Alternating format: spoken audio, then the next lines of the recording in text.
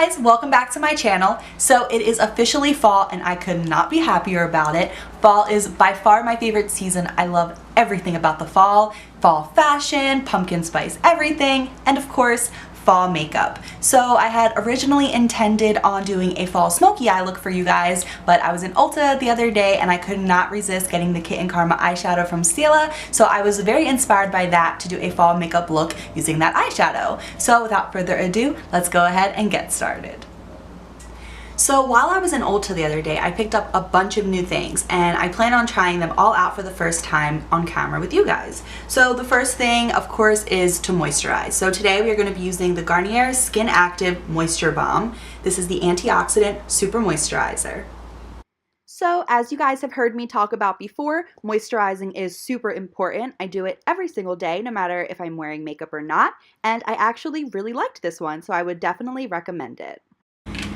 Next, of course, we have to prime. So today I'm going to be using another new product, well, new for me because I haven't tried it yet, which is the Too Faced Hangover Primer. So primer is a product that you definitely want to wear every time you're wearing makeup. It really sets a good base for your foundation and all of the other products that you're going to be applying to your face. When I put this one in my fingers, I was a little nervous because it felt very wet, but I noticed as I rubbed it in, it got very tacky, which is something I definitely look for in a primer. So I'm using another new product, which is the Real Techniques Beauty Sponge. I've heard a lot of great things about this. I've just never broken out of my comfort zone enough to try it, but I'm really excited to try it out today. And of course, I'm going to be going ahead in with my trusty Too Faced Born This Way foundation. So like always, I'm just putting a few pumps of the foundation right onto my beauty blender. Since I am doing a more dramatic eye look, I am going a little bit more full coverage on my foundation than I would if I was doing a more natural look. So I am just applying that right to my face and then blending it all out. Alright, now another new product for me is the Tarte Shape Tape Concealer. So while I was in Ulta, I was really unsure of what color to get with this. So I ended up going with light medium, and I'm really excited to try it out because I have very bad dark circles and I've heard amazing things about the coverage with this concealer. So I am of course just applying this concealer to my face like normal, and the one thing that I do want to say about this concealer is that while the coverage is extremely full, I did notice that throughout the day my dark circles just look very brightened and not necessarily concealed, so I think that maybe applying a color correcting cream under this would allow it to work to its full potential. Now we're using a not so new product because it's a product that I literally use every day, but it is just as important, and that is my Maybelline Fit Me foundation powder. So I am just taking this fluffy brush and just applying some of the powder right to the brush and then making sure to just put it all over my face to make sure that the foundation is set. And I'm also making sure to put this under my eyes since I did not bake and I do not want any creases. Now going in with my beloved Anastasia Beverly Hills Dip Out Pomade in the color Chocolate, and using an angled liner brush to just go ahead and fill in my brows. So I know I always talk about brows a lot, so I'm going to try to keep it as short and sweet as possible this time around. Like normal, I am just filling it in, and just always a quick reminder, your brows are a personal preference. Alright, now it's time to add some color to my face, and for that I'm going to be going into my Too Faced Nikkie Tutorials The Power of Makeup palette and using the Chocolate Soleil bronzer and also the I Will Always Love You blush. So I'm just taking an angled contouring brush just to carve out my cheekbones as well as bronze up the rest of my face. I know a lot of people use one product to contour and another product to bronze, but I really like this bronzer because I feel like it does both for me. I'm also just taking a fluffy brush to just go ahead and apply blush to my cheeks just to make them extra rosy, and I also did bronze my forehead as well as my chin off camera. And I almost forgot that I did get a new brow product, which is the NYX Control Freak Eyebrow Gel. This is a clear eyebrow gel and it's really great to set your brows with after you apply product, so I'm going to go ahead and try that out. So this brow gel comes with an applicator that's very similar to a mascara brush, and it allows the product to go on very easily to the brows. So you can use this gel to either set product that you already put on your brows, or you can use it to set your natural brows, and it just gives it a very clean look. Alright, and I am going to be saving my highlight for last since I really want the ultimate glow. I'm going to wait till I finish applying the rest of my makeup, and then I'll go in with the highlighter. So now it's time to start with the fun part, the eyes. So I'm going into my Colored Rain Queen of Hearts palette, and I'm going to be taking a fluffy brush and just using this light pink mauve shade right here. This is called Princess, and I'm just going to be applying that right into my crease. So like I said, I am just taking this fluffy eyeshadow blending brush just to go ahead and apply this color right into my crease, and this is acting as the transition color so that the other shadows that I apply later to my eyes will blend a lot more easily. So this color is a really good transition shade since it is light, but it also definitely has an impact for the shadows that I will apply later. Okay, now I'm going to be taking another fluffy brush. This one's just a bit more denser, and I'm going to be going ahead into this maroon color right here, as well as this darker color right here, and this is from the Kylie Burgundy palette. I'm just going to be applying that to the outer corner of my eye. So I did not mention this, but with the transition shade, I kind of used windshield wiper motions as well as small circular motions to really make sure that that shade was blended into the eye. So with this darker color, it is a bit different. So what I am doing with this is, since I really wanted to be on the outer corner, I'm just taking the brush and really packing it onto the outer corner. And then once I feel that I have as much pigmentation as I would like to make sure that this look is really looking what I want it to look like, then I will start doing some circular motions and blending it in with the transition shade. Okay, so now I'm going to be taking another even denser fluffy brush. This one doesn't really move at all, and this is just going to allow me to add some dimension into the outer corner of my eye so that I can really get into the corner and just make it as dark as possible. And for that, I'm just going to be using this dark brown shade right here, and I'm not going to be applying a lot of this product because I really just want to deepen it up a little bit on the edges. So like I said, I am just taking this brush and just using a darker color just to deepen the outer corners a little bit. So I don't want to apply too much of this product because I don't want this to begin to look like a brown eye look, but I do want to add a pretty good amount just to deepen it up, just to add a little bit of smokiness. So now I'm just going back in with that same blending brush that I used in the beginning, and I'm just going to be running that over where I applied the shadow in the crease the first time just to blend everything out. So with this, I'm not really touching any of the darker shades that are in my outer corner. With this, I really am just trying to blend the transition color with the other colors that are just touching my crease. So I wanted to go ahead and zoom you guys in a little bit so you could see more of the detail from the eyeshadow that I applied. And of course, now we are going to be doing the fun part, which is applying my new Stila eyeshadow, the Glitter and Glow. This is in the color Kitten Karma.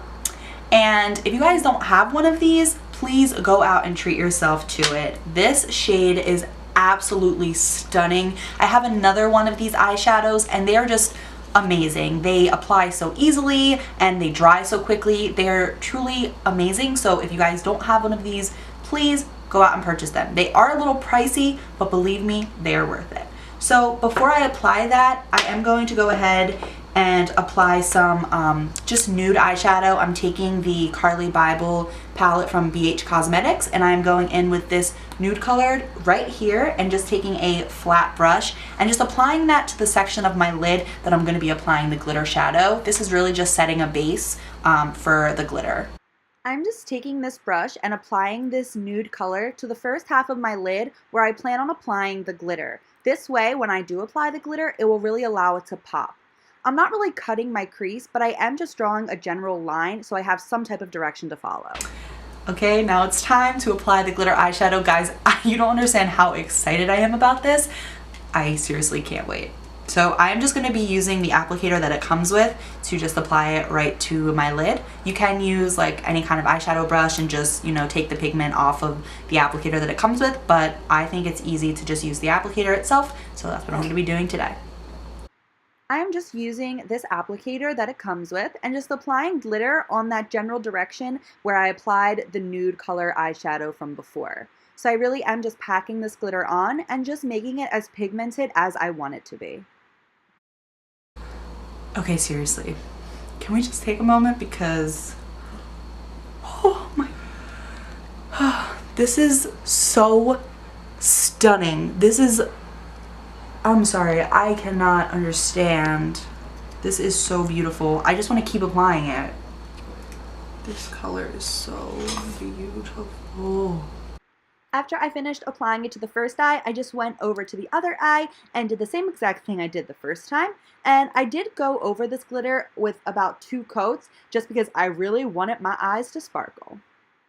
Okay, now like I said, this does dry pretty quickly, so this eye is already dry. So what I'm going to do is I'm just going to go in with one of the fluffy blending brushes that I used before and just soften up the edges, because as you can see, they're not perfected right now at all. I kind of was just using a free hand and just going over. I wasn't, you know, trying to be perfect. I didn't cut a crease or anything. So I'm just going to take that blending brush just to kind of soften it up and really clean up the edges.